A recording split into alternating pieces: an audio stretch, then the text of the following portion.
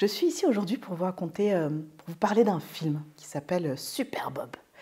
C'est un film britannique d'un super-héros. C'est l'histoire d'une patatoune toute timide qui va apprendre à devenir un super-héros après s'être fait frapper par un météorite. C'est un film très silly.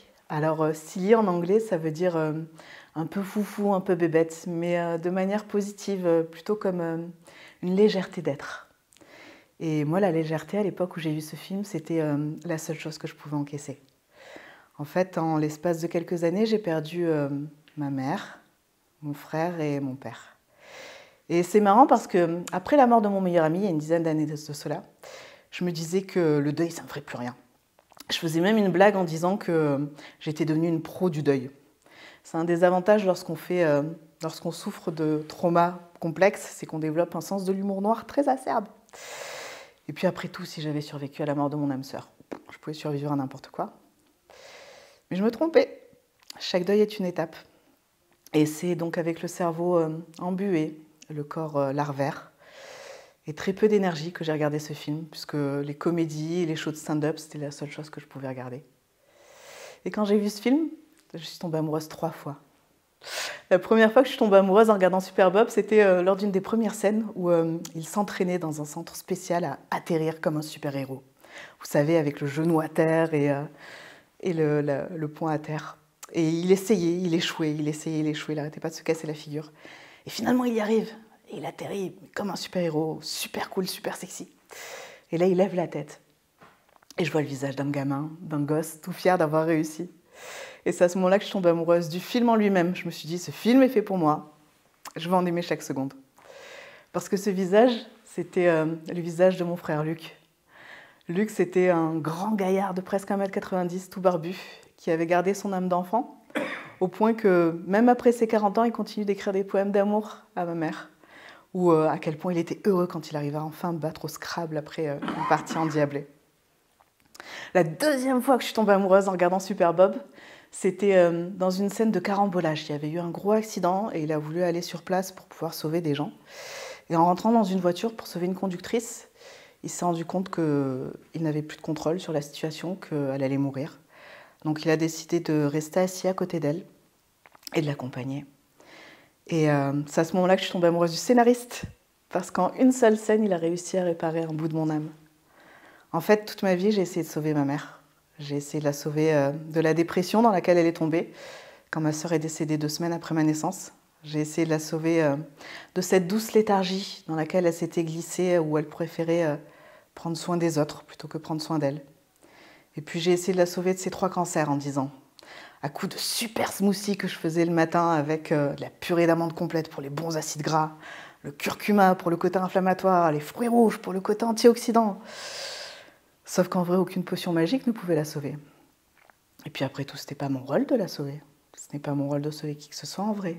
Je ne suis pas un super-héros, je suis juste moi. La 3e fois que je suis tombée amoureuse en regardant Super Bob, c'était dans une scène de danse toute douce entre lui et la dame qui s'occupait de sa maman qui était en maison de retraite. Ils dansaient comme des gamins en primaire lorsque c'est ta première boum dans le garage des parents à écouter pour la énième fois la chanson de Top Gun. Et je ne sais pas pourquoi, durant toute la scène, ils ont filmé qu'un profil de Brett Goldstein. Et sur ce profil, il y avait 2 grains de beauté. Un ici, un ici.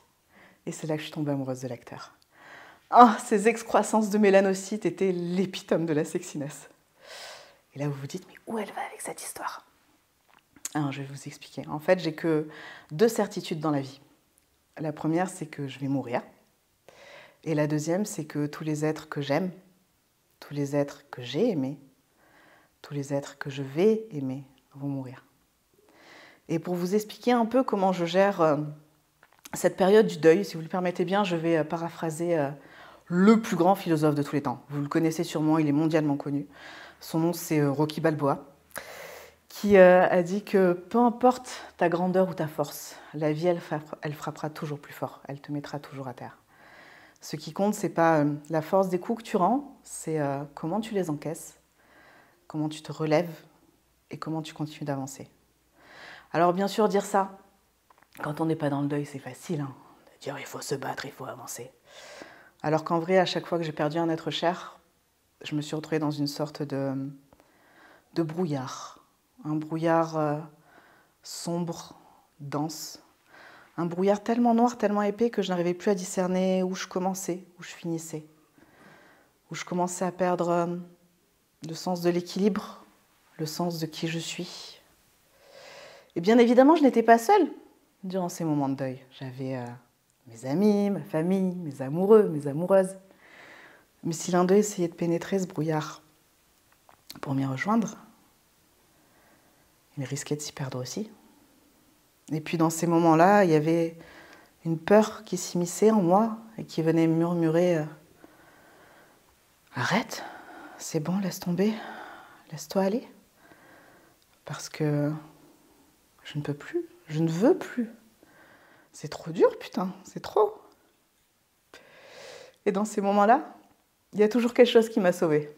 Cette chose, c'est une lumière, un feu. Et ce feu, je l'allume avec des étincelles. Et il y a des jours où il me faut juste une étincelle. Et je vais allumer un feu tellement grand, tellement puissant, que non seulement il va éclairer ma vie, mais il va éclairer la vie de tous les gens autour de moi. Et il y a d'autres jours où il me faudra un millier d'étincelles. Et ce feu sera tellement petit, tellement fragile qu'il faudra que je le maintienne constamment. Et ces étincelles, elles peuvent être tout et n'importe quoi. Ces étincelles, elles peuvent être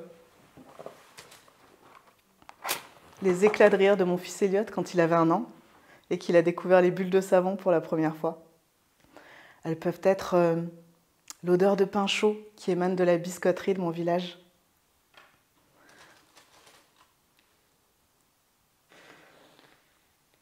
Ces étincelles, elles peuvent être le pull de mon chéri au lycée, quand, après notre première nuit d'amour ensemble, je lui ai volé son pull pour garder sa chaleur et son odeur sur moi toute la journée.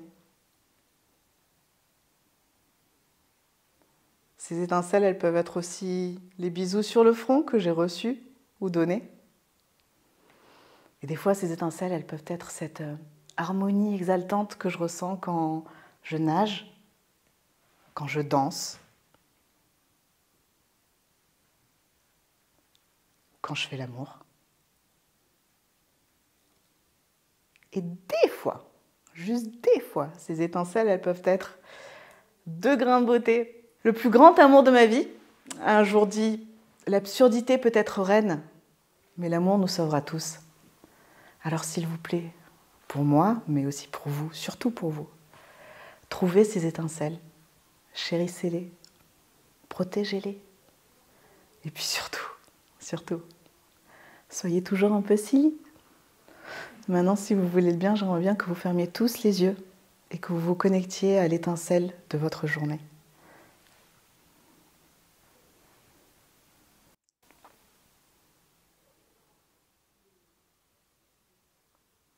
Merci. Merci.